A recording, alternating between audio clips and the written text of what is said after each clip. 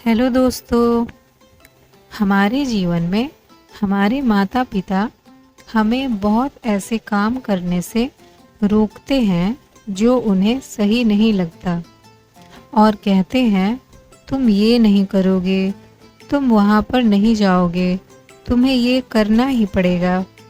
हमें कई काम करने से रोकते हैं। क्या आपको लगता है कि वो हमें रोककर गलत कर रहे हैं? क्या इनके रोकने से हम सफल नहीं हो रहे हैं? यदि आप यह सोचते हैं तो आपको यह प्रेरणादायक कहानी जरूर सुननी चाहिए। एक बार एक व्यक्ति और उसका बेटा दोनों अपने छत पर पतंग उड़ा रहे थे। पतंग बहुत ही ऊंची उड़ रही थी, वो बादलों को छू रही थी।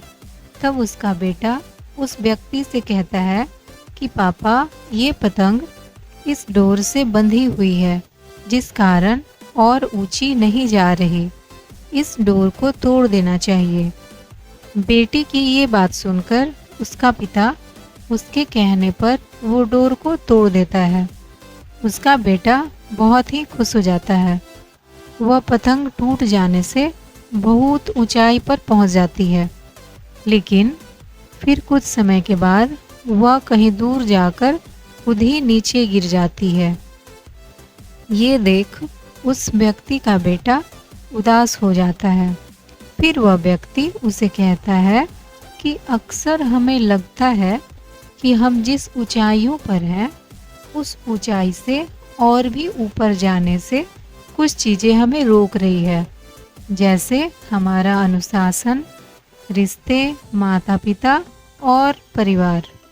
इसकी वजह से हमें लगता है कि हम अपने जीवन में इस कारण ही सफल नहीं हो रहे हैं। इन सब से हमें आज़ाद हो जाना चाहिए।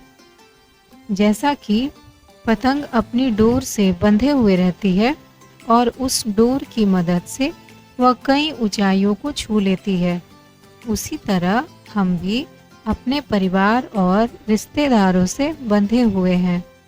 यदि हम इस धागे से जुड़े हुए रहेंगे तो कई ऊंचाइयों को छू लेंगे, लेकिन यदि हम इस धागे को तोड़ देंगे तो ठीक उसी पतंग की तरह कुछ समय तक ही सफलता से उड़ पाएंगे, अंत में नीचे गिरकर ही रहेंगे। ये पतंग जब तक नई ऊंचाइयों को हासिल करेंगी तब तक वह अपनी डोर से बंधी हुई है, लेकिन जब पतंग अपनी डोर से मुक्त हो जाती है तो वह कुछ समय तक में ही नीचे गिर जाती है। तो दोस्तों, हमें इस कहानी से ये प्रेरणा मिलती है कि हमें भी अपने जीवन में रिश्तों की डोर से बंधे हुए रहना चाहिए, जिससे हम अपने जीवन में नई ऊंचाइयां हमेशा हासिल करते रहें। धन्यवाद।